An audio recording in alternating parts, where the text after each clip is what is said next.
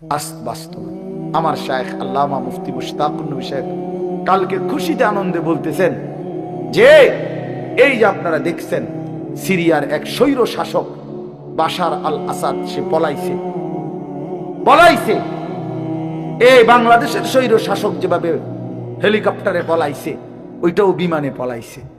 এভাবে দিকে দিকে এই আগামীর কোন একদিন দেখবেন ইনশাআল্লাহ ইসরায়েলের ওই নেতানিয়াহু নামের ওই জানোয়ারও কিছুদিনের মধ্যে পলায়া যাবে ইনশাআল্লাহ।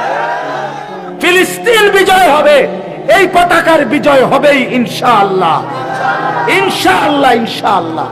জানো না ছেলেরা, তোমরা গুনার মধ্যে মজা পাইছ, তোমরা উলঙ্গ নারীর মধ্যে জীবনের সুখ খুঁজতেছ না দোস্ত।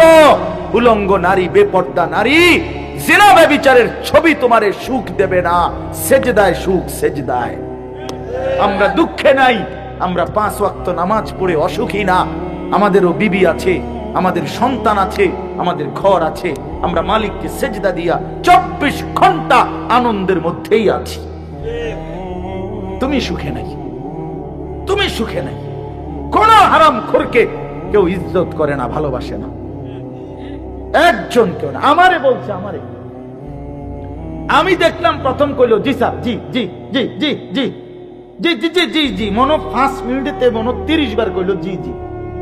বেটা শরীরে সারছে না, হুজুর মন্ডা চাইছে ফাঁসাতে একটা লাত্তি দিই।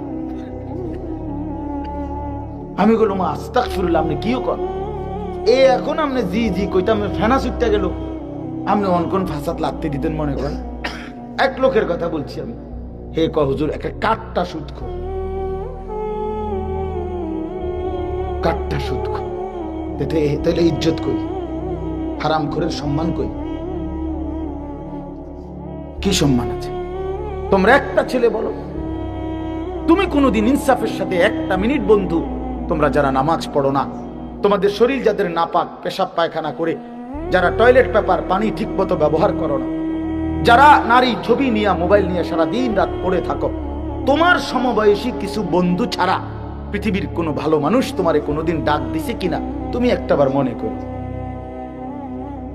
সমবয়সী কিছু বন্ধু আছে, এগুলো এক না এক লগে তোমার সাথে অসৎ চলে ফিরে, হয়তো হেরা হয়তো তোমার চুলের দিকে তাকাইয়া বলছে দোস্ত সেরকম, তুমি জিঙ্গাইলে না সেরকম ডাকেডা। ঠিক আছে, আমিও ধরে নিলাম তোমারে সেরকম দেখা যাইতেছে। এখন সে কে? না না না, সে ডাকে, ওই সে কে? সেরকম যে দেখা যায়, সেরকমটা কি গাঁজাখোর?